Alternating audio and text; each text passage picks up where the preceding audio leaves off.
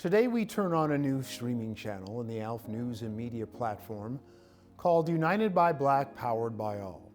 It's a digital information page, video news and notes in short form, regarding our United by Black initiative, UB for short, formerly known as the Alliance of Alliances. Here in segment 1, I ask our Executive Director Marcus Owens to take us back to the day when the Alliance was first launched, on March 30th, 2021, and explain to us how it all came about.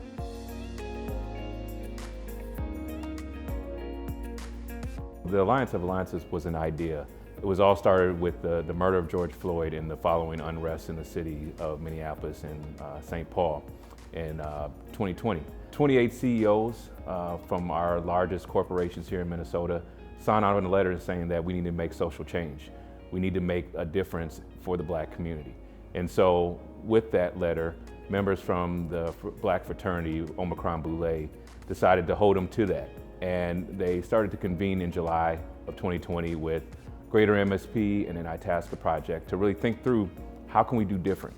How can we make a real difference and bring all of the players together to actually make change with community instead of for community or to community, in which we've always experienced here in the Twin Cities and across the country for that matter. And leading up to that, they did a lot of just soul searching themselves and saying, what has actually happened in this region that has led us up to this moment in time? And then they began to go out and talk to community, both within systems, our education systems, our private sector businesses, our governments, but then also in community, and saying, what do we need to do? And they determined that we needed to really focus on a more holistic plan, and one that brought an alliance of different coalitions and movements together to actually do different. And then in January of 2021, those partners came to us at the African American Leadership Forum and said, hey, ALF was created for this. How can we best support ALF to do what its mission truly is, and figure out what can we do to really live out our mission, which is really to change the experience and lives of African Americans in the Twin Cities by building a network of change makers, those that want to convene, collaborate, and champion solutions. In segment 2 of this video series, we explain the distinction and relationship between United by Black and the African American Leadership Forum. Does UB oversee ALF, or is it the other way around? Here's our Executive Director, Marcus Owens.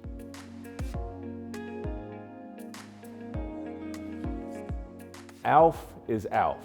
The African American Leadership Forum has been around for 16 years. We have been convening our community, we've been collaborating and championing solutions since 2006. United by Black is an idea. It is an idea to create a movement. How can we amplify what ALF has always been to this Twin Cities, to Minnesota, and truly think about creating a movement that requires us all to be a part of it, and really drive change for the African American community. We're leading the idea and making it a movement, because right now it really is just an idea. It's this idea that we can get the community and the systems in which our community interacts with to actually work together for change. Instead of us sitting on the outside of the systems wondering why it keeps impacting us, we get to work with the systems and saying, look, what you've been doing for the last 400 years doesn't work for us. Now it's time for you to change with us instead of for us or to us. And the systems, this is their opportunity to say, look, there's a lot of things that we need to change in the private sector, in government, in education, in healthcare. We all have to make change right now to really see the impact that we want to make and make sure that our region is more inclusive to everybody, not just for some. Toward the end of last year, we started referring to the Alliance of Alliances by its new name, United by Black, Powered by All. Our Executive Director explains now what brought about the name change and the significance of the wording in the new name. From the beginning, the work of the Alliance of Alliances, we knew that was just a placeholder. The idea was, okay, you're going to create a movement where you have a hub where all these other coalitions and organizations and institutions can come to work together. Like, that was the idea behind Alliance of Alliances, but we knew it was a placeholder. So then we worked with the Brand Lab, which is a nonprofit organization that works with youth of color to work with them to build a career within design and marketing. And with them, we developed a concept of how do we take this idea and make it as powerful as it is as an idea into a real movement. And that's where United by Black, Powered by All came from. And there's so many different ways that you can break this down, but ultimately the truth is that we're all here today, and the reason that we want to do this work is that we've been united by the experience of Black people in this community right now, and understanding that this community is not representative of what we need, right? Powered by All suggests that it's not just the Black community that's going to solve the problems, but everybody has to be a part of it. White folks, other communities of color, indigenous people, systems, people that have wealth, people that don't have wealth. We need everybody in to actually make the change that we seek. Our work here at ALF, and especially with UB, is fueled by something called Black-centered design. Don't feel bad. A lot of people haven't heard of it. But if you've ever had a problem and a solution to that problem, yet have never been asked about either, well, you likely know the concept behind Black-centered design. You just didn't know that's what it's called. And in this next clip, Marcus leans into the practical application behind the methodology known as Black-centered design.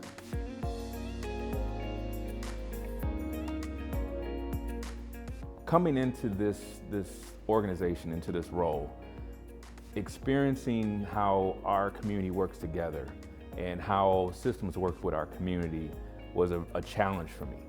You know, oftentimes we talk about a problem, you know, whether it's unemployment or youth development or housing, and, you know, someone convenes a table and there's 30, 40 people around the table and they're all having conversations about their insight or their opinion or, you know, their experience with whatever that challenge is. And we go around, we say some really amazing things, have some amazing ideas, but it's challenged by, well, what do we do next? And so oftentimes those conversations, even though we left energized or refocused, it doesn't have a through line where we get to an outcome and output. So we started to think about, over the past couple of years, what is a human-centered design approach to doing this work of collective impact? And we dubbed it Black-centered design because we want to center the Black community. So we want to make it as obvious as possible. Whatever we design, we're designing it for our community, right? And that process also entails the fact that we're going to use our inherent knowledge within our community to actually develop solutions. So the whole process, because it is a process, starts with the idea of us going into community and talking to community about their experiences, right? You can't talk about hopes and aspirations until you talk about experience. How are you experiencing, you know, home affordability? How are you experiencing developing your business? How are you experiencing, you know, developing your young people? And through that experience requires a bit of empathy. It requires us to put ourselves in those shoes and say, okay, well, what's the underlying challenge within that experience that we can address? Once we can do that and we can empathize, the next question that we ask is, well, who's already in the community doing it? Because there's people out there day in and day out, whether they're leading by themselves, a small group, or they're leading large institutions. They're trying to solve for, you know, the home ownership rate. They're trying to solve for the unemployment gaps. They're trying to solve for the wealth gaps. Well, what are they doing and what do they need and actually to accelerate their work? That's the question we want to bring to them, because the whole idea is that if we can bring resources, support, connections, collaborations to those efforts, we're going to see greater impact, right? And at the end of it, we want to amplify that. We want the community to be a part of that and being able to say, yes, we need to support that institution. Yes, we need to support that effort because they're the ones that are going to help us deliver the results that we're seeking. Our community is not monolithic, right? The African American community is diverse, it's unique, it's dynamic. And we have issues ranging across the spectrum within our community. So whenever we talk about a certain issue area, we want to find out who's having the challenge in that area. We can't just, you know, brush a broad stroke and say, well, if we're talking about housing, we're only going to talk about affordability, or we're only going to talk about home ownership. All of that's within the spectrum of having safe homes and safe neighborhoods for people to be in, right? And so when we go and talk to folks, we want to know about, how do you live? Where do you live? Where do you want to live? And then understand, okay, well, where is the challenge and how do we start to build solutions for those challenges? Within our community, no one's experiencing Minnesota or the Twin Cities to the way that they want to. So how do we think about the full spectrum of our experience and making sure that we're addressing issues across the spectrum, whether it's economic, whether it's education, whether it's housing, whether it's healthcare? We have different things and different experiences within our community that we want to change and we want to improve. Our community has always tried. I think we've been met with resistance. I think we've been met with skepticism whether or not there's truly a problem or it's just a matter of our own internal pulling ourselves up by the bootstraps. But I think what the last 2 years have really shown the world and our community is that we've been talking about these issues for far too long, in this community in particular, where now people are saying, wait a minute, I think you're right. I think you're onto something. These systems aren't working for everyone. We need to change. We want to do with instead of for and to. And so for us, it's how do we take that energy and start to stretch a new muscle? Because for the last 400 years, we've been talking about there's a problem, we need to change. There's a problem, we need to change. And now it's, okay, we get it. What are we going to do about it? And that's going to require a different type of leadership from our community. That's going to require a different type of leadership across the board, that powered by all. It's going to require all of us to adapt and change our leadership so that we can actually do something that's more inclusive of us all versus just, oh yeah, we're going to do that thing because I think it's a great idea. Well, no, it should be a great idea because the community thinks it's a great idea. And we're going to support that idea that the community came forth with. So for all of that to say, the reason why it hasn't been done before is because we keep doing to and for instead of with. So far, we've explained the genesis behind United by Black, why we call it that, and the methodology behind it. Today, we're going to tell you more about the what. What is it?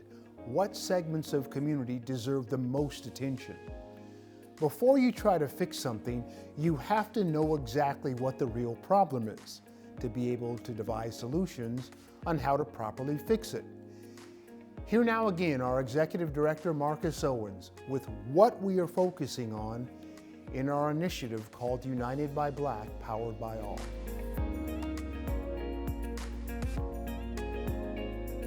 The 6 focus areas are public safety, employment, infrastructure, housing, healthcare, and education.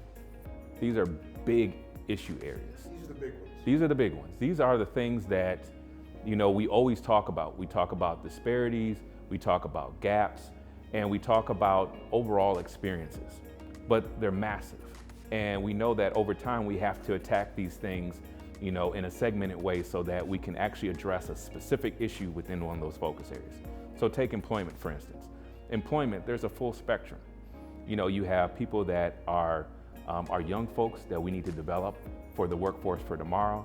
You have people that are currently unemployed or underemployed that you want to upskill and get to a better career path for them.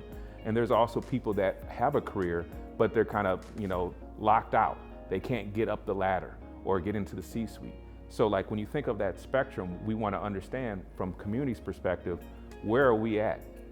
How do we get more participation and how do we start to think about the experience we want?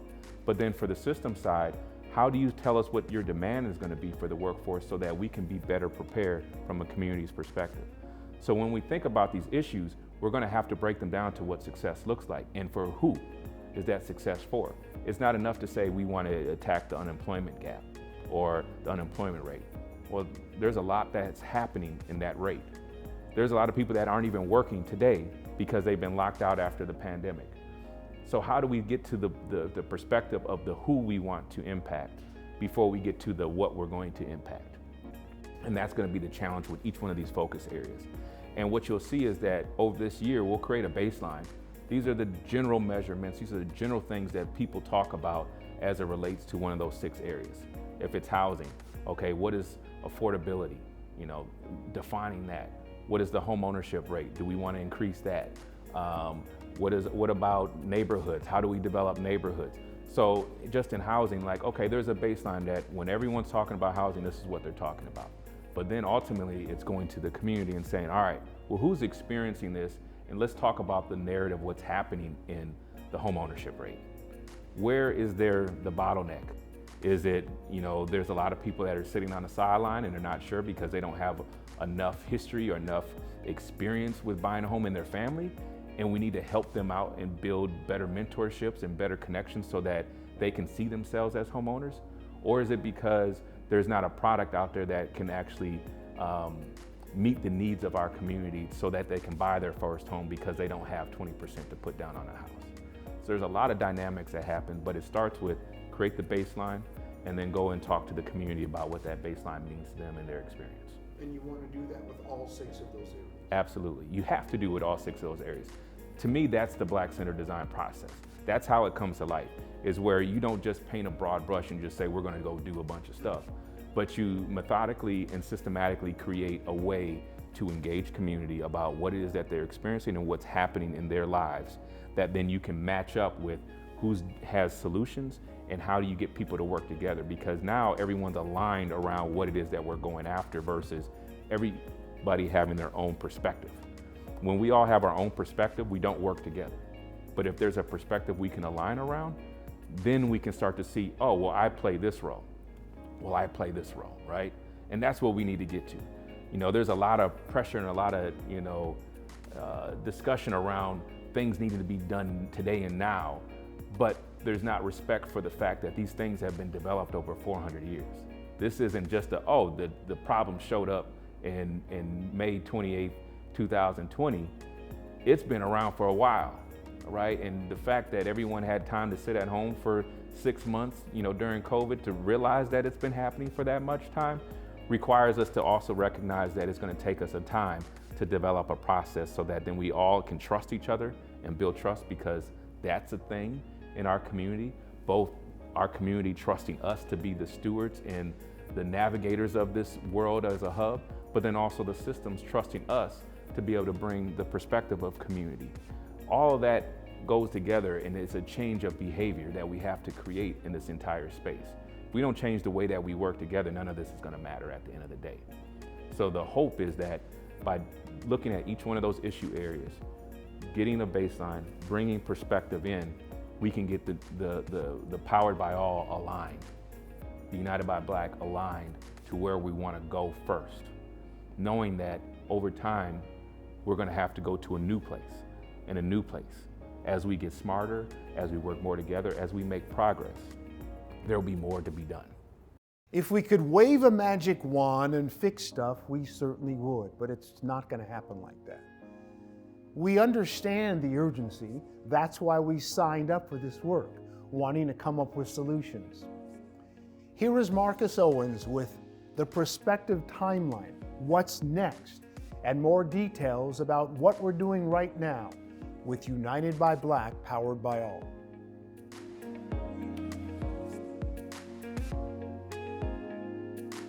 What do people want? It's been an interesting journey this past year because people want change yesterday. And when we started this journey, March 30th, we said, look, this is going to take some time, and we're going to bring this idea to life, and we're going to build momentum over a 10-year period, right? But this first 3 years is about building the necessary infrastructure, bringing the right teams, getting the right partners in play to at least start, right?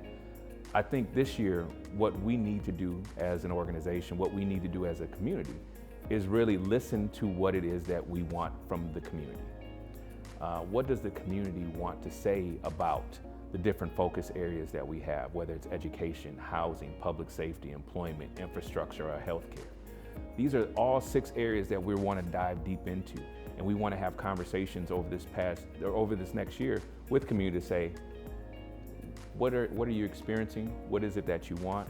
This is what we know. We need to gain insights. We need to gain that engagement from community so that they can raise their voices, so that we can bring those voices into systems and say, this is what the community wants. It's time for us to make change, right? So I think the big part is convening this year. I think the next part is really being able to identify those efforts that have great promise. whether they're at the idea stage or they've been an institution that's been here for over 100 years. What do those ideas and efforts need to get to the next stage? And then providing a pool of resources and connections and collaborations that we can bring to the forefront for them so that they can get to that next stage. And we can incubate those institutions and those ideas in a way that they really get to live out their mission. I think the third thing is that we need big, bold action. We really need to think about what are those big items that we can really bring a bunch of people around and really live out that Alliance of Alliance moniker or that theme, that Powered by All theme, and get behind that. If it was delivered and we can accelerate it, then we can start to see that impact much faster. We need things happening at different levels. You know, our community needs to be able to build its capacity and its infrastructure so that it can lead the whole Powered by All in a new way, in a new light. So I'm really hopeful for this year, in particular 2022, that we as a community, as the Powered by All, come together and do some really amazing things, because then that's just going to build momentum and allow us to get to that vision 10 years from now where we're seeing truly different experiences for Black people in Minnesota.